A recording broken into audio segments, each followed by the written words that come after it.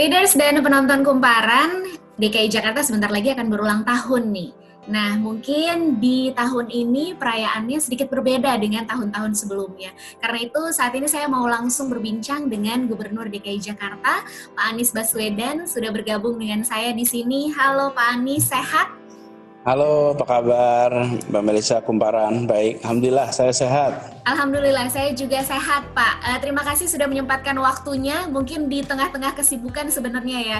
Tadi sebelumnya ada kabar sempat meeting dulu Pak Anies. Iya, memang sekarang ini dengan adanya digital malah jadi pertemuannya non-stop.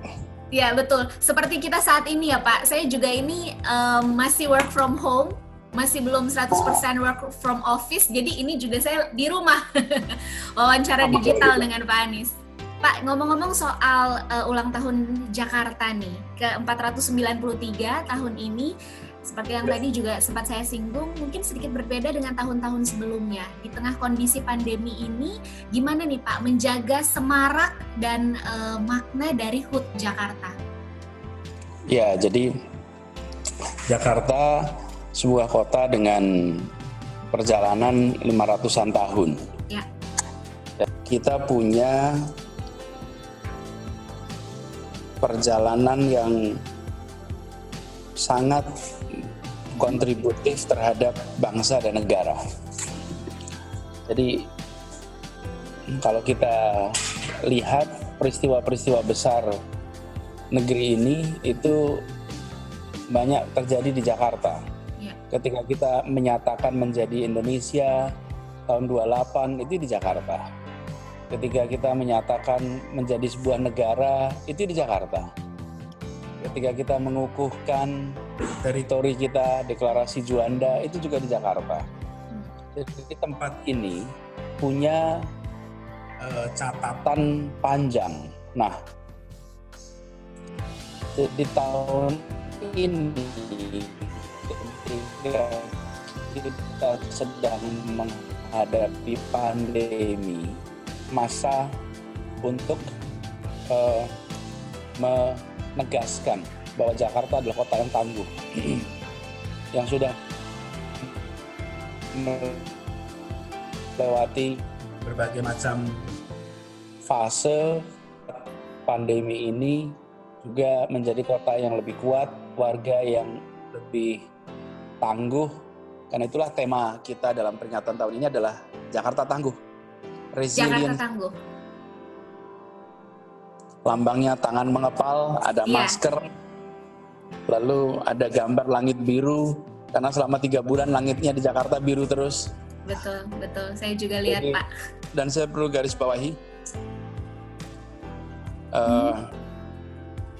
bawahi, bahwa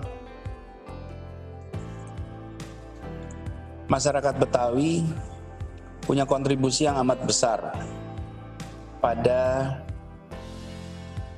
membangun suasana sehingga terbentuk kebangsaan seperti kita.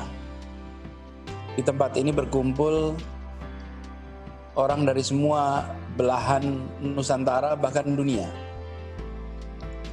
Ya. Keterbukaan masyarakat Betawi itu membuat Jakarta bisa seperti sekarang ini. Dan membuat Indonesia bisa memiliki suasana seperti sekarang ini. Karena keterbukaan, keramahan, suasana egalitarian dari masyarakat Betawi. Itulah kira-kira refleksi atas peringatan ulang tahun Jakarta tahun ini. Pak Anies, kemudian perayaannya apa nih yang berbeda Pak? Kalau yang kemarin sempat saya dengar, tahun ini khusus Pekan Raya Jakarta ada rencana untuk ditunda dulu, tapi diganti dengan konser virtual dan lain sebagainya. Mungkin Pak Anies bisa lebih jelas menjelaskannya, tahun ini kita merayakannya dengan kegiatan apa aja Pak? Iya, jadi pertama kita segalanya serba virtual. Iya. Jadi ada tour keliling Jakarta ke museum-museum, itu virtual. Kemudian juga biasanya Jakarta Great Sale sekarang jadi online sale. Lalu konser amal juga virtual. Lalu ada program-program kebudayaan, misalnya kegiatan topeng Betawi, kemudian ada dongeng, komik, wajah baru Jakarta, ada kegiatan bikin kerak telur, itu semua dilakukan secara virtual. Baik. Jadi itulah yang sekarang kita bedanya dengan tahun-tahun sebelumnya adalah, kalau tahun sebelumnya adalah segalanya bersifat mengumpulkan orang. Sekarang Jakarta Fair tidak ada, Karnaval tidak ada. Masih tentang Jakarta, ini kan PSBB transisi sudah berjalan sekitar 2 minggu. Kalau Pak Anies melihatnya, evaluasinya seperti apa, Pak? Jadi perjalanan ketika PSBB transisi dilakukan, kekhawatiran kita adalah terjadi peningkatan kasus positif, peningkatan pasien, peningkatan kematian. Nah, ternyata dalam perjalanan 2 minggu ini itu semua tidak terjadi.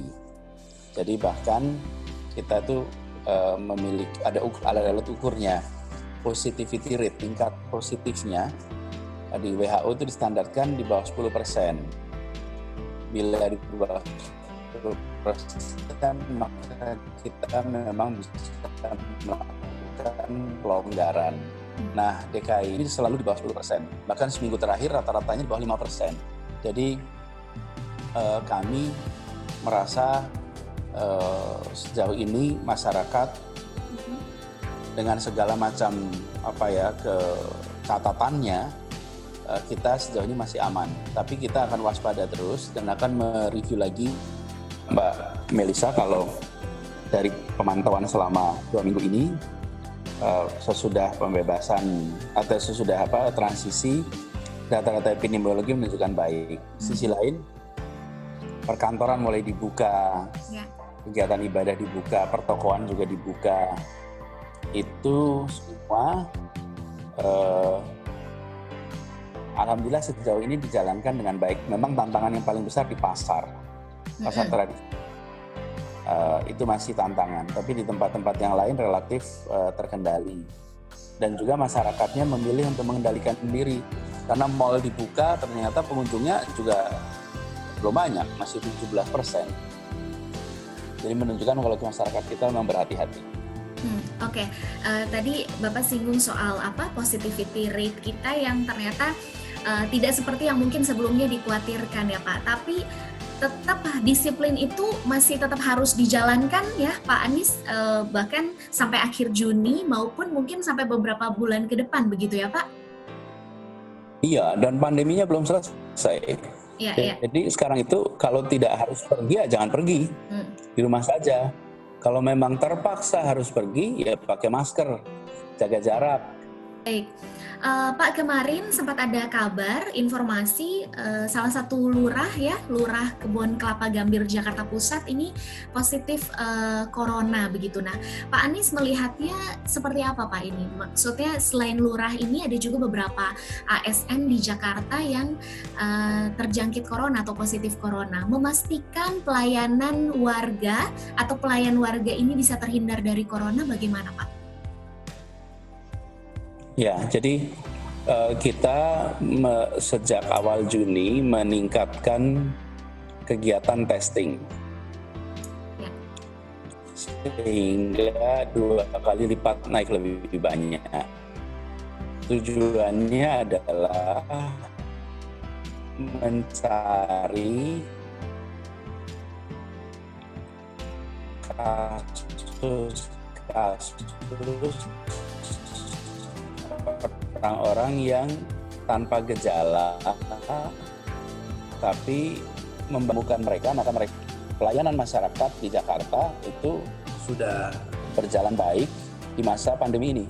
Jadi banyak kasus yang dialami oleh ASN, ini kan yang kedengeran aja nih yang jadi berita. Ya. Tapi peristiwa ASN terpapar, kan virusnya nggak milih status kepegawaian. Ya. Jadi kejadiannya bisa terjadi pada siapa saja, termasuk pada ASN, karena penularannya lewat interaksi. Tapi alhamdulillah semua pelayanan itu tidak terganggu karena kita sudah ada sistemnya, dan justru ketika ada yang terpapar, maka kita rame-rame memberikan dukungan untuk mereka bisa isolasi mandiri. Mall dan pusat perbelanjaan juga udah dibuka, walaupun mungkin seperti data dari Pak Anies tadi, pengunjungnya juga belum lebih dari 17% ya Pak sebenarnya ya, beberapa hari ini dibuka. Tapi seiring dengan dibukanya sektor-sektor ini, protokol kesehatan kan juga digaungkan untuk tetap dilakukan. Sejauh mana sih Pak disiplinnya warga dan pengelola usaha? Maksudnya kooperatifnya mereka, karena beberapa informasi ini masih ada aja ternyata warga yang bawa anak-anak, balita gitu ke mall gitu. Jadi tetap masih ada yang mungkin terus dibenahi begitu ya Pak Anies. Seperti apa mungkin Pak evaluasinya? Jadi kalau mencari pelanggaran oleh warga pasti ketemu. Pasti ketemu. Nggak akan kekurangan itu stoknya. Tapi kita melihat garis secara umum, masyarakat di Jakarta menggunakan masker, secara umum menjaga jarak. Lalu pengelola pusat-pusat kegiatan, baik itu perkantoran ataupun pertokoan, itu mereka semua menyiapkan. Nah, kalau yang pengelola-pengelola begini, kita mengendalikannya lebih mudah. Karena jumlahnya lebih terbatas, seperti pusat pertokoan, misalnya mall, itu ada 80-an. Pasar ada 153. Jadi perkantoran kita juga ada datanya. Jadi yang di situ kita bisa kendalikan lebih baik, dan kalau ada pelanggaran akan ditegur 2 kali, bila masih terjadi lagi maka kegiatannya dihentikan. Nah, sejauh ini mereka relatif disiplin, karena mereka pun tidak ingin tempatnya menjadi tempat penularan. Kooperatif ya tentunya ya Pak. Mereka ya, kan baik. Sangat kooperatif, sangat kooperatif. Saya mau beralih ke soal bantuan sosial nih Pak. Bansos bulan Juli dan Desember ini dari Pak Mensos sebelumnya sudah sampaikan bahwa DKI punya program baru untuk bansos. Seperti apa kira-kira Pak programnya itu? Apakah tetap dalam bentuk bantuan sosial atau mungkin ada kolaborasi begitu, bantuan tunai atau seperti apa Pak Anies? Ya, jadi saat ini sedang dalam proses formulasi. Baik. Kebijakan. Nanti kalau sudah selesai kita akan umumkan. Saat ini masih dalam proses penggodokan. Tapi ada opsi bantuan sosialnya itu akan berubah bentuk begitu ya Pak? Atau seperti apa? Saat ini semua opsi ada. Ada opsi tetap, ada opsi ada variasi. Jadi kita sedang mereview semuanya karena kegiatan perekonomian sudah mulai bergerak. Sebagian masyarakat membutuhkannya modal untuk kegiatan usaha. Jadi nanti kita akan review dulu kebutuhannya seperti apa, baru nanti kita sesuaikan. Pak, saya beralih ke pasar nih Pak. Pasar seperti tadi juga Pak Anies sudah sempat singgung ya, ini menjadi klaster baru penyebaran virus corona kemarin.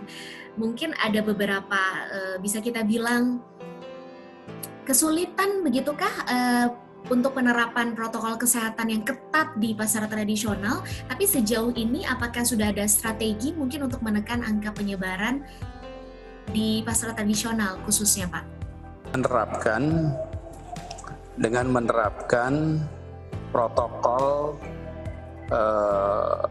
dengan menerapkan kebijakan ganjil genap untuk mengurangi volume orang di dalam pasar. Jadi kios nomor ganjil beroperasi di tanggal ganjil, kios nomor genap beroperasi di tanggal genap. Dengan cara seperti itu maka jumlah orang di dalam pasar lebih bisa dikendalikan, termasuk jumlah pedagang dalam pasar lebih dikendalikan. Lalu disiapkan di setiap pintu masuk keluar tempat cuci tangan. Lalu semua yang masuk keluar pasar harus pakai masker.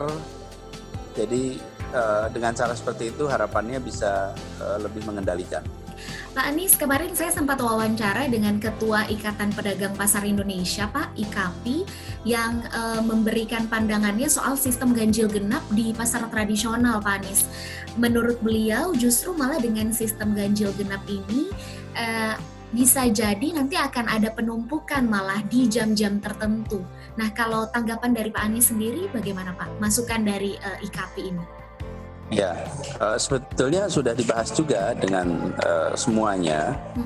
Intinya kan sebetulnya tujuan kita adalah mengendalikan kerumunan. Ya. Nah, dengan jumlah pedagang yang cukup banyak, maka pengendaliannya adalah dengan beroperasi separuh. Nah, lalu ada jam-jam rame, ya di situ harus dikendalikan di tempat masuk dan keluarnya. Jadi inilah situasi pasar yang tidak bisa nantinya satu solusi untuk semua tempat. Yang semua tempat adalah ganjil genapnya, tapi nanti pengendalian khususnya di jam-jam tertentu tiap pasar beda-beda. Tapi kalau kita tidak melakukan pengendalian atas jumlah orang di dalam pasar, maka terlalu besar risikonya bagi para pedagang. Para pedagang itu kan berada dalam pasar, ruangannya relatif tertutup. Bila terpapar, maka bukan hanya nggak bisa bekerja lagi di tempatnya, tapi risiko kesehatannya terlalu besar. Baik, kemarin ini kan ditemukannya beberapa pedagang yang positif corona itu ya karena dari tes yang dilakukan ya Pak Anies. Apakah nanti ke depannya akan terus digencarkan begitu Pak, di pasar-pasar lain juga ikut dites pedagangnya Pak? Oh ya, di semua pasar, jadi namanya itu active case finding. Baik. Secara aktif mencari kasus-kasus dengan melakukan tracing. Jadi bila seseorang ditemukan positif, maka dicek dengan siapa saja dia berinteraksi, kemana saja dia berkegiatan, lalu tempat-tempat itu dan orang-orang itu didatangi, dites. Dan itulah yang kita lakukan. Jadi dengan cara seperti itu, kita ketemu angka yang lebih tinggi. Kenapa? Ya karena mereka-mereka itu tidak bergejala. Kalau dulu kita mengetes di laboratorium itu pasien, orang yang datang ke rumah sakit, lalu mengeluh sakit, lalu dites, hasilnya positif atau negatif. Itu satu kelompok. Ini sekarang kelompok lain yang kita lakukan adalah orang-orang yang kelihatannya sehat, berkegiatan, tapi ketika dites positif, nah mereka itu kita minta masuk ke isolasi selama 14 hari. Jadi di semua pasar kita lakukan. Jadi mereka kelihatan merasanya sehat, merasanya nggak ada masalah, ternyata positif. Nah mereka harus istirahat, harus isolasi. Nah ini sengaja kita lakukan untuk menyelamatkan Jakarta. Karena kalau kita hanya menunggu kasus atau menunggu keluhan pasien, maka orang tanpa gejala itu akan berkeliling kemana-mana dan punya risiko. Pak Anies tadi kan sudah tentang mall, pusat perbelanjaan, kemudian pasar tradisional. Sarana olahraga juga nih Pak, memang kan fitness itu belum dibuka, tapi GBK sudah dibuka. Jadi warga tuh antusias gitu Pak untuk datang ke GBK, malah jadinya berkumpul di sana juga. Maksudnya sebenarnya tujuannya memang ingin berolahraga juga sudah lama gitu ya, apalagi yang sering lari di GBK gitu udah kangen pengen olahraga di sana. Tapi gimana nih Pak untuk siasatnya, karena GBK ini pada akhirnya dibanjiri oleh warga yang datang Pak? Iya, jadi ini sesungguhnya yang tadi saya sampaikan, saat ini masih pandemi, kita kan pergi itu tujuannya bukan olahraga, tujuannya adalah untuk sehat. Jadi kalau pergi berisiko membuat tidak sehat, ya jangan pergi. Karena ini merugikan nantinya. Saya ingin sampaikan kepada semua, bila datang ke sebuah tempat, dimanapun itu, lalu melihat jumlah orangnya sudah banyak, maka jangan masuk. Dimanapun. Jadi kalau lihat kerumunan orang udah banyak, jangan masuk. Karena kita mengharuskan di bawah 50%. Kalau masuk, datang ke restoran, kapasitasnya 50, sudah diisi 20, kelihatan padat, ya nggak usah masuk. Kalau datang ke tempat olahraga, di situ kelihatan orang banyak berkerumun, ya jangan masuk gitu. Jadi seperti itu pendekatannya pada masyarakat. Lalu kepada pengelola, GBK itu dikelola oleh ada badan tersendiri di bawah Sekretariat Negara. Ya. Jadi kita berkoordinasi dengan mereka supaya pengelola GBK itu menggunakan protokol yang ditetapkan oleh Pemprov DKI Jakarta. Mungkin banyak yang mengira kita yang mengelola GBK, GBK bukan di pengelolaan kita, tapi kita sampaikan kepada pengelolanya untuk mentaati protokolnya. Pak, melihat perkembangan kasus saat ini, apakah kedepannya ini PSBB transisi akan tetap dijalankan, ataukah tetap ada antisipasi PSBB yang ketat akan kembali dilakukan di Jakarta? Kalau melihat pola atau tren dari perkembangan kasus hingga saat ini, Pak Anies. Kita akan pantau terus sampai akhir Juni. Sejauh ini trennya baik, terkendali. Dilihat dari mana positivity rate-nya itu di bawah 10%, bahkan rata-rata 5%. Mm-hmm.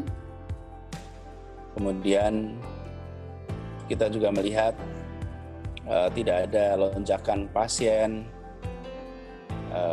sehingga kekhawatiran kita tentang lonjakan itu tidak terjadi. Tapi Mbak Melisa, sungguhnya yang menentukan PSBB ini, transisi ini berjalan baik atau tidak itu bukan pemerintah, tapi perilaku kolektif masyarakat. Jadi bila masyarakat tetap mentaati, ya kita aman terus. Tapi bila masyarakat itu mulai tidak mentaati, lalu kerumunan banyak, maka bukan tidak mungkin kita kembali ke masa PSBB kemarin. Jadi penentunya bukan pemerintah, penentunya itu adalah masyarakat kita semua. Karenanya kalau kita ingin menyelesaikan masa transisi ini dan masuk fase sehat, aman, produktif, ya ikuti semua protokol kesehatan, insya Allah kita aman.